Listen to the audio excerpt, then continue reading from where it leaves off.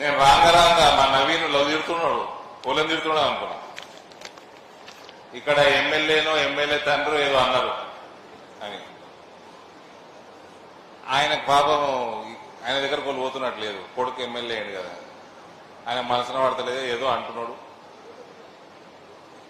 వాళ్ళ బాసు కేసీఆర్కే బిచ్చం పెట్టిన కుటుంబం నాది. 42 సీట్లు ఇవ్వకుంటే ఈ బిచ్చగాళ్ళకి ఇలా అలా పార్టీ లేదు, అలా రాజకీయమే లేదు, అదే లేదు. అందులో ఒకడు ఈయనొకడు. అందులో మా డాక్టర్ రగేడి ఎన్ని సంచులు ఉండే నీ దగ్గర? ఎన్ని సంచులు ఉండే? 50 ఫోన్లు చేసిండు నాకు. అన్న సంచులు ఇప్పుదాం, సంచులు వద్దని. ఏమైతుంది? ఇక్కడ ఉత్తర భారతంలో ₹1 కాదు, ఈడ 50 కోట్లు చేస్తున్నాడు. ఇక్కడ ఉన్న గరీబోలు చాలా మంది ఉన్నారు. నేను ఆ రోజు చెప్పినా, ఈ రోజు చెప్పినా, ఇలా జెడ్పీటీసీ నిలబడేటోళ్ళు ఎన్ని చేతులు ఎత్తిండ్రు? వాళ్ళందరూ రాజకీయ భవిష్యత్తు కోసం మనం ఎక్స్పెరిమెంట్ చేద్దాం. ఈయన దగ్గర ఎన్ని సంచులు ఉండే అడుగురు. ఆయన ఇంట్లోనే ఉండే సంచులు. మన దగ్గర లేక కాదు, ఇంకా నాకు వచ్చింది మా అత్తగారి సొమ్ము కూడా కాదు. మేము కష్టపడి సంపాదించుకున్న సొమ్ము, నేను కరప్షన్ చేసిన సొమ్ము కూడా కాదు. ఆ కాంగ్రెస్ వాళ్ళకు కూడా చెప్పినా నేను, అదే మీరు పంచకూడరా నాయన, నాకు పైసలు లేక కాదు అది. కాబట్టి తీసుడు మొదలుపెట్టి గుమ్మరిస్తే మీరు తీసిన కళ్ళకు కూడా కనబడే ఓడికి. ఈ స్థూలకోట నా కొడుకు మీ కేసీఆర్ బిచ్చగాడు, ఆయన కొడుకు బిచ్చగాడు. కొన్ని ఫోటోలు అయితే సోషల్ మీడియా బట్టలు కూడా సరిగ్గా లేకుండా నా కొడుకులకి ఇలా లక్షల కోట్లు ఎన్నికలు వచ్చినాయి. వీళ్ళందరూ సొమ్ము కాదు, ప్రజల సొమ్ము కాదు. ఆడ చెట్టనా కొడుకు ఇలా ఆయన బిడ్డ వేయింది ఏడికి మార్కెట్. ఏ ముఖం పెట్టుకుని పోయిందో పసుపు రైతులు నేను చెప్తా ఉన్నా, ఏం దొరికితే దాన్ని బట్టి కొట్టుర్రే టీఆర్ఎస్ వాళ్ళు వస్తాయి. ఇవాళ రేటు నేను ఆ రేటు నేను హ్యాపీగా ఉన్నా నేను అంటలేను, నేను సంతోషంగా ఉన్నా అంటలేను. 12,500 రేటు ఉన్నది ఇవాళ పసుపు రేటు. ఇవాళ నిన్న 12,500 రేటు, 11,000 నుంచి 12,000 మధ్యలో average rate Nizamabad market yard ఉన్నది. నువ్వు ఎంపీగా ఉన్నప్పుడు, నీ అయ్యా ముఖ్యమంత్రి ఉన్నప్పుడు ఎక్కడైనా 5,000 దాటిందా? ఏడదచ్చినప్పుడు ఆడ పుట్టుక కొట్టి బతికిపోయినావు. రాజకీయంగానే బొందబెట్టినాం. నువ్వు పోయి ఉంటే అప్పుడు చూపిస్తుంటే తడాగా. ఇవాళ పోయి 12,500 వస్తున్నది, పైసలు మద్దతు ఇవ్వాలంట. మీ అయ్య ఏం బీకిండు అంటున్నా? మీ అయ్య 10 ఏళ్ళు ముఖ్యమంత్రి ఏం బీకిండు? మీ అయ్యకి సిగ్గుందా? నిన్ను ఇంకా రాజకీయాలు చెప్తున్నాడు. చీ కొట్టినాక ప్రజలు ఇక్కడ నీకు ముఖం లేకుండే ఇక్కడ వచ్చి నిలబడటానికి జైలు ఉంటే నిలబడిన ఉంటే ఎవడొద్దన్నాడు? జైళ్ళకి నిలబడలే పెద్ద వాళ్ళు అందరూ జైళ్ళకి ఎలక్షన్ నిలబడలే. నేను ఫ్రీడమ్ ఫైటర్ అని చెప్పి బీఫామ్ అది అయినట్టు ఒకటి నామినేషన్ డిపాజిట్ కూడా గనులంతా అయిపోవు, పీడవులు పోవు.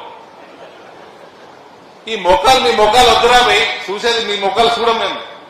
అంటే ఊపుగా మీద పడి తిరుగుతున్నాం. ఇటు కూడా వచ్చిరట జగిత్యాలకి. మీకేం పని? మీ జిల్లాకి ఏం సంబంధం? ఎమ్మెల్సీ ఏమో ఆడ, అలా అయ్యి అక్కడ ఇచ్చుకున్నాడు ఎమ్మెల్సీ. ఇక్కడ ఏం తిరుగుతున్నది? దిష్టి బొమ్మ లెక్క. మా చెల్లె దిష్టి తీస్తుంది, ఆమెనేమో జిల్లాలో దిష్టి తీస్తున్నారు. తిరుగుతుంది, వాళ్ళు దిష్టి పోతుంది. ఊరికే నన్ను గెలకూరి బొందబెట్టేసినాం, రాజకీయంగా బొందబెట్టినాం. ఎక్కడికి వెళ్ళైతే మా అయ్య డి శ్రీనివాసు బిచ్చమేస్తే పుట్టింది చూడు మీ పార్టీ, మళ్ళా అదే బిచ్చం గట్టి పట్టిస్తే నేను చెప్తున్నా, మాటిస్తున్నా కోర్టులకి వెళ్ళి మళ్ళా అదే బిచ్చం గట్టి పట్టిస్తా రాజకీయంగా మొత్తం పార్టీకి. ఈ రాష్ట్రంలో ఏడ కూడా పింక్ కలర్ కనబడదు, గులాబీ రంగు కూడా చేస్తా బిడ్డ. చీ కొట్టుకునేటట్టు చేస్తా. ఏందో ఆయన ముసలివాడు అడిగినట్టు ఫోటోలు దిగుతాడు, పిలిపించుకుంటాడు ఫామ్ హౌస్ కి. అవురా నువ్వు ముఖ్యమంత్రి ఉన్నప్పుడు వాడని వస్తే కనిపడ్డావా? కలిసినవా? ఇలా పిలిపించుకుంటావు ఎందుకు రవి? సవరా అన్నదే ఫామ్ హౌస్ వ్యవసాయం చేసుకుంటా. ఇలా పిలిపించుకుంటుండే ఎందుకో? ఈయనోడు ప్రేమతోడు పోయి చూసినట్టు. మొత్తం ఖాళీ చేయనా పార్టీ? ఇంతో అంతో ప్రజలలో అభిమానం ఉన్నోళ్ళు ఓరన్నా మీకు 4 ఓట్లు వేసేటోళ్ళు అనుకునేటోళ్ళు అందరూ ఆ పార్టీ ఖాళీ అయింది. వీళ్ళ మొఖాలు దరిద్ర మొఖాలు చూస్తే వచ్చే ఓట్లు రావు రానున్న ఎన్నికలలో. ఖాళీ అయింది. మేము ఇప్పుడు దర్వాజాలు తెరుస్తాం. 4 రోజులు ఆగురు బీజేపీ దర్వాజాలు తెస్తారు. సొర్రు అందరు ఊరికే ఏదో 4 రూపాయలు సంపాదించుకుని పోయి చదువుకొని వేరే పర్యటన చేసుకోపోరు. ఓకే ఇక్కడ రాజకీయం చేసినంటే పూర్తి పార్టీని భూస్థాపితం చేసి పెడతారు. రాజకీయ భూస్థాపితం బిడ్డ చెప్తున్నా. కాంగ్రెస్ వాళ్ళు మా అంజన్న మా కొమరాయ సారు ఇద్దరు కాంగ్రెస్ వాళ్ళ ప్రచారం లేదంటే ఏ ముఖం పెట్టుకొని ప్రచారం చేస్తారు వాళ్ళు? ఎవడన్నా మంత్రి వచ్చి ముఖం పెట్టుకుని వచ్చి ఓటు అడిగే పరిస్థితి ఉందా? ఎవడన్నా ఎమ్మెల్యే వచ్చి ఓటు అడిగే పరిస్థితి ఉందా? మా మహిళలు చీపులు పట్టుకుని రెడీగా ఉన్నారు. ఏదైనా పోయి మన 4,000 పెన్షన్, ఏది బంగారం కులము, 2,500 వేయి, ఆ కటారా ఫ్రీ బస్సులలో ఎన్ని రోజులు తిరగాలి మేము? ఎక్కడైనా ఒక్కడికైనా ముఖం ఉన్నదా?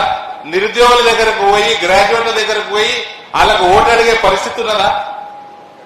టీచర్లకు ఏమేమి వాగ్దానం చేసిండు, ఉద్యోగస్తులకు ఏమేమి వాగ్దానం చేసిండు కేసీఆర్ ముఖ్యమంత్రి ఉన్నప్పుడు? వాళ్ళకు ముఖం ఉన్నదా? వాళ్ళకంటే తెలియదు క్యాండిడేట్లే.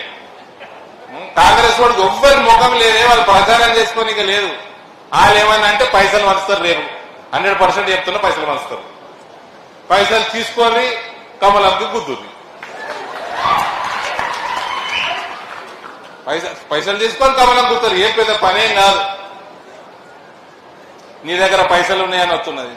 ఉంటే ఏంది బాగా దాపుతూ ఉంటాయి పైసలు. ఉంటాయి పైసలు. పైసలు మన దగ్గర ఉంటే పైసలు తప్ప బాగా దాపుతుంటాయి. దేశ భవిష్యత్తు కోసం, భరతమాత కోసం, హిందూ సాంప్రదాయం కోసం, మన సంస్కృతి సాంప్రదాయాల కోసం, రామరాజ్యం కోసం చదువుకున్నోడు ప్రతి ఒక్కడు భారతీయ జనతా పార్టీకి వేస్తాడు. వేరే పార్టీ దిక్కు చూడడు. మీరు రేపు మన పట్టభద్రులకి, టీచర్స్ కి ఏ రకంగా సేవలు చేసుకుంటారో మీరు తయారుగాండి అని మీకు ఇద్దరికి రిక్వెస్ట్ చేసుకుంటూ మరోసారి ఈ కార్యక్రమానికి వచ్చిన ప్రతి ఒక్కళ్ళకు కూడా నేను చేతులు జోడించి రిక్వెస్ట్ చేస్తా ఉన్నా. పెద్ద ఎత్తున భారతీయ జనతా పార్టీ అభ్యర్థుల్ని గెలిపించాల్సిందిగా మీ అందరితో మనవి.